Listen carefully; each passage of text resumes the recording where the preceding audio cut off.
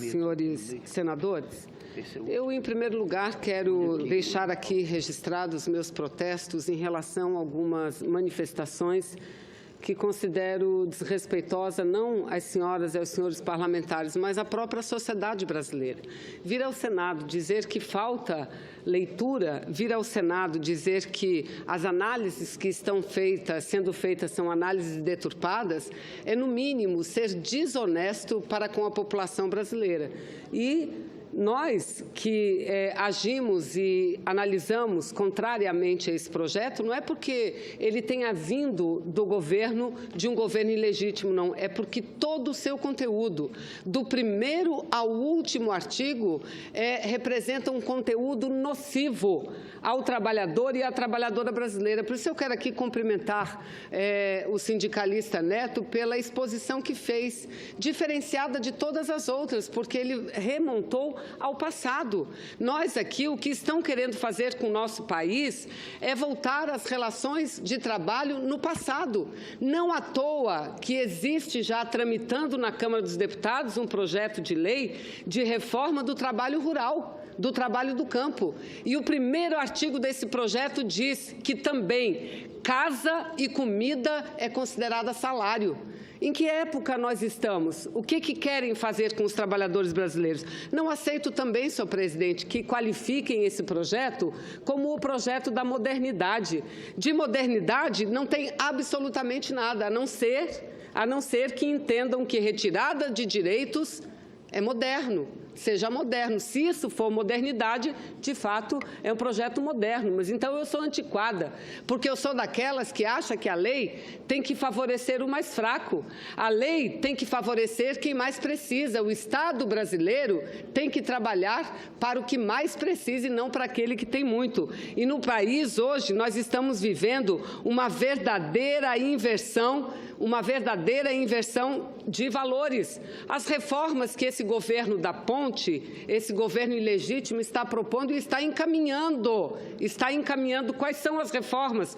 Reforma trabalhista, reforma previdenciária, aprovaram o ano passado a PEC do teto, agora o teto de gastos para ações sociais e para melhorar a infraestrutura do Brasil, não teto dos gastos financeiros, para remunerar o capital especulativo, para o Brasil sair do ranking número 1 do país que mais elevadas taxas de juros cobra do planeta. Não são essas as reformas. As reformas que o Brasil está vivendo não são as reformas necessárias. E quais seriam as reformas necessárias?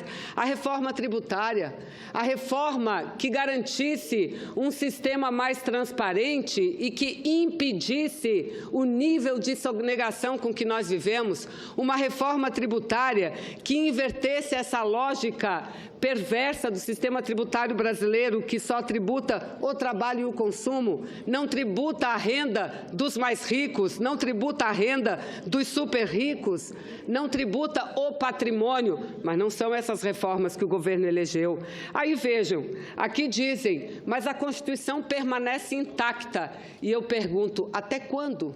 Até quando que ela permanece intacta? Nós agora não estamos discutindo uma reforma da Constituição brasileira, mas vejam que, infelizmente, muitos dos nossos colegas falam em seus pronunciamentos. Eu tenho cópia de um pronunciamento de um colega aqui, que ele diz o seguinte: vamos falar claro, vamos falar sério. Para o país sair dessa crise, é preciso fazer mudanças no atual quadro legal, na Constituição de 1988, porque a Constituição de 1988, nesta Constituição, aparece a palavra direito 76 vezes, enquanto a palavra dever aparece somente 4 vezes. Então é isso, são os direitos mínimos de uma Constituição cidadã é que eles estão destruindo. Nesse momento, a reforma da Previdência não destrói ainda a Constituição Federal, mas rasga uma lei de mais de 74 anos, a CLT, simplesmente rasga, a partir do momento em que diz que o negociado prevalece sobre o legislado. Mas vamos lá. Qual é a razão da reforma trabalhista, segundo os senhores e a senhora que estão na mesa e que vieram aqui para defender? Muitas reclamações trabalhistas, muitas ações trabalhistas, e o país não suporta tantas reclamações e tantas ações. Então, vamos perguntar: por que das reclamações? Por que das ações? Qual a característica das ações e das reclamações? 65% são por falta de cumprimento da lei na rescisão contratual, ou seja, na hora da demissão, 65%. Se juntarmos também as reclamações pelo não pagamento de horas extras, chegamos a 80%. Então, qual é o caminho que buscam para acabar, diminuir significativamente as ações trabalhistas? Tirar direitos. Tirar direitos, é isso que propõe. Por que não propormos pagar os seus deveres, todos cumprir com os seus deveres? Aí não vai haver reclamação, porque se o empregador pagar na rescisão contratual tudo que merece o trabalhador, não tem problema, não haverá mais ação. Mas não vamos ficar só no discurso, na teoria. Tiram direitos efetivamente. Eu sugiro aqui, senhores e senhora, leia, seja honesta. O mínimo de honestidade é necessário para esse momento de debate. O projeto propõe acabar com o salário mínimo. Repito, o projeto propõe a legalização do fim do salário mínimo, porque na hora em que ele prevê o trabalho intermitente, o trabalho remunerado por hora, ele prevê a possibilidade de uma trabalhadora e um trabalhador receber menos do que um salário mínimo. Ele prevê, sim, essa possibilidade. De que forma, senhor, que representa aqui o varejo? Para o velhinho aposentado que quer trabalhar, quer ter ocupação? Não. Para jovem de 18 anos de idade, para a mulher de 35, para o trabalhador que tem 40 anos de idade. Não há critério para o trabalho intermitente, não há regra. Então, o que está se fazendo aqui, sim, senhora, é acabar com a possibilidade do trabalhador e trabalhadora brasileira receber o salário mínimo. E se acaba com essa possibilidade, acaba com o próprio salário mínimo. Vamos para um outro artigo do projeto, que, aliás, tudo que eu fiz foi aprender a ler e interpretar sobre o ponto de vista do direito da maioria da população e não de uma minoria que não está sendo tocada, que sonega e não está sendo cobrada, pelo contrário, está sendo perdoada. O que diz o projeto de lei? Abre a possibilidade de uma rescisão contratual acordada. Havendo acordo para a rescisão contratual, pode-se pagar somente a metade da multa. Pode-se pagar somente a metade do aviso prévio. E sabe quanto que o trabalhador vai receber de seguro-desemprego? Zero, nada.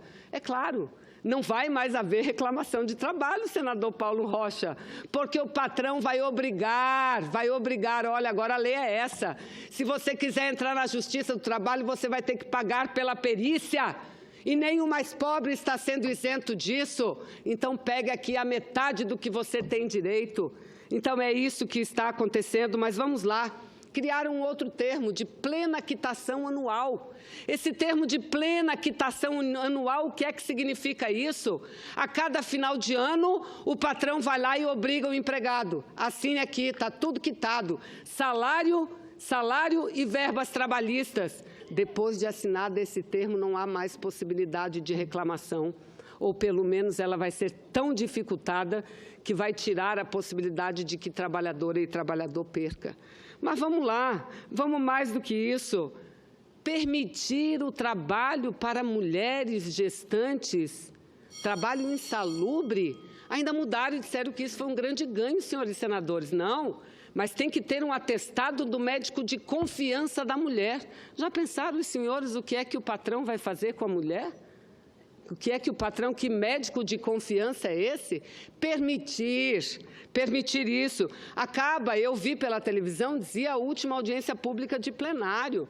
Não, senadora Marta, quando a senadora Marta questionou o tempo que a mulher precisa para a sua higiene pessoal, sobretudo em momentos críticos, em momentos de menstruação, Não, tem esse tempo, tem, mas esse tempo não computa mais como hora trabalhada, não computa mais. Ou seja, nós estamos voltando ao passado, onde o que importa para a população não é o grau de segurança, o que importa não é a qualidade de vida, o que importa não é a saúde, o que importa é...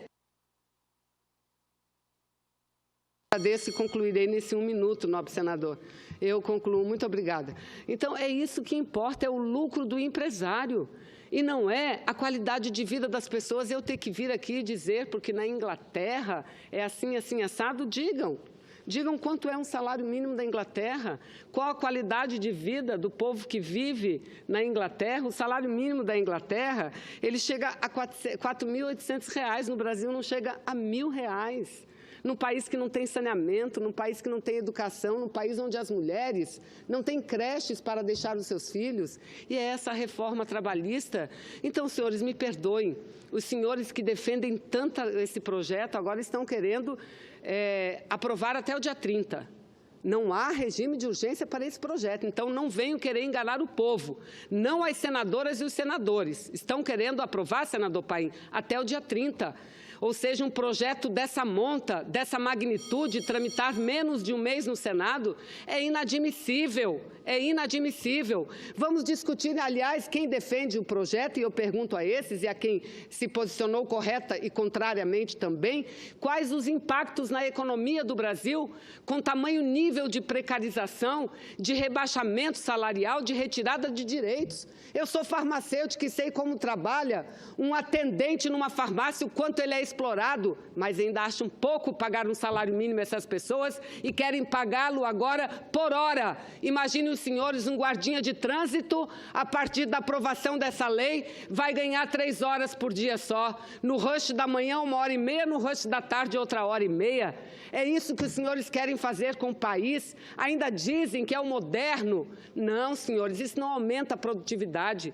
Isso não faz com que o país se desenvolva. Por isso eu não quero falar com quem aqui veio falar conosco, quero falar com os senadores. Não vamos